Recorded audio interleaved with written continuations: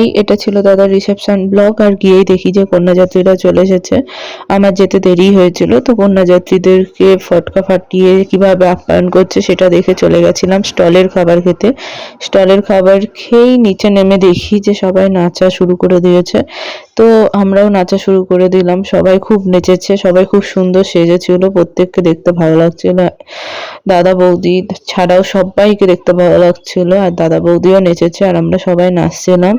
কেউ নেই যে নাচেনি, কন্যাযাত্রীরাও নাচছিল। সবার নাচা টাচা হয়ে যাওয়ার পর আমরা চলে গেছিলাম মেন কোর্সে খেতে।